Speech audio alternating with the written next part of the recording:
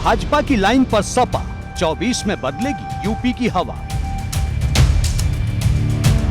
अधूरे वादों को बनाएगी ढाल, सपा के फॉर्म पर सियासत लाल।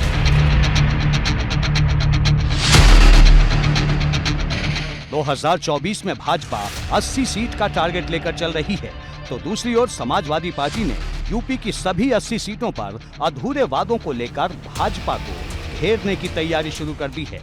सपा ने एक फॉर्मेट तैयार किया है जिसमें सभी लोकसभा सीटों से कुछ डेटा जुटाया जा रहा है। सपा के इस फॉर्म में वर्तमान सांसद के लिए उन 5 वादों को लिखा जाएगा जो पूरे नहीं हुए।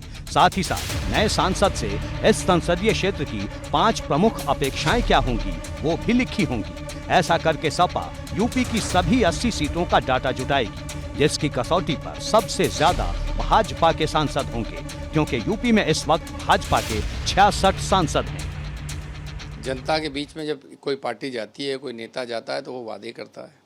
उन वादों को पूरा करने की उसकी जिम्मेदारी है।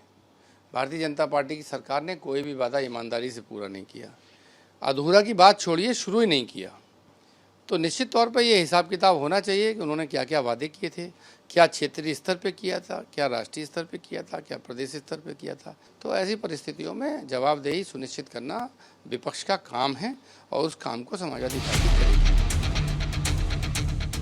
सपा के इस रिपोर्ट कार्ड की सबसे बड़ी बात यह है कि सवाल और जवाब की कसौटी पर सपा के भी सांसदों को गुजरना होगा। और बड़ी बात ये कि इसमें जिन 5 प्रमुख अपेक्षाओं के बारे में जो जानकारी मांगी गई है, उसमें महंगाई, बेरोजगारी और असुरक्षा जैसी बातें नहीं लिखी जाएंगी, बल्कि उस संसदीय क्षेत्र से जुड़ी खास बात बतानी होगी। ये सारी जानकारी जुटाने के बाद सपा 2024 को लेकर अपनी आगे की रणनीति तैयार करेगी। यानी एक तरफ भाजपा जनता को अपनी उपलब्धियां बताएगी, तो दूसरी ओर सपा अपनी इस रिपोर्ट से भाजपा पर हमला करेगी।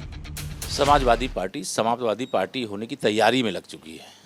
उसकी शुरुआत नगर निकाय चुनाव से हुई है, जिसमें सपा का सुपड़ा साफ हो गया है। समाजवादी पार्टी का कोई भविष्य नहीं है। समाजवादी पार्टी डूबता हुआ जहाज है और श्री अखिलेश यादव जी के पास राजनीतिक कोई परिपक्वता नहीं है।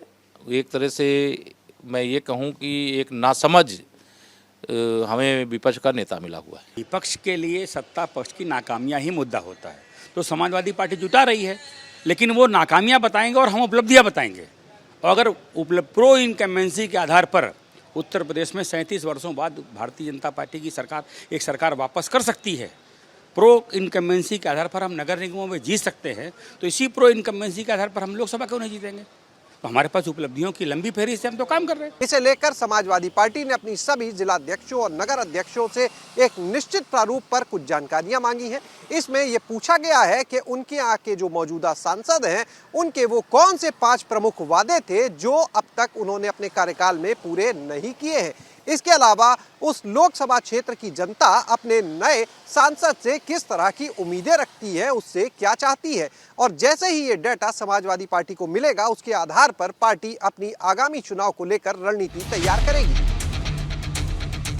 ऐसा माना जाता है कि दिल्ली फतेह करने का सबसे बड़ा रास्ता यूपी है। 2014 और 2019 में भाजपा ने यूपी से ही दिल्ली का रास्ता तय किया था, लेकिन इस बार समाजवादी पार्टी भाजपा के खिलाफ बड़ी किलेबंदी करना चाहती है, क्योंकि भाजपा के खिलाफ विपक्ष की जो सेना तैयार हो रही है, उसमें सबसे बड़ी जिम्मेदारी अखिलेश के ही कंधों पर आने वाली है। क्योंकि अगर सपा ने यूपी में भाजपा को रोक दिया, तो भाजपा के लिए दिल्ली में जीत की हैट्रिक खतरे में पड़ जाएगी। लेकिन बड़ा सवाल ये है कि क्या अखिलेश भाजपा को टक्कर दे पाएंगे, क्योंकि बीते 2 लोकसभा चुनाव में सपा भाजपा को टक्कर देने का दम भरती रही, पर उसकी खुद की साइकिल 5 के स्कोर से भी आगे नहीं बढ़ पाई।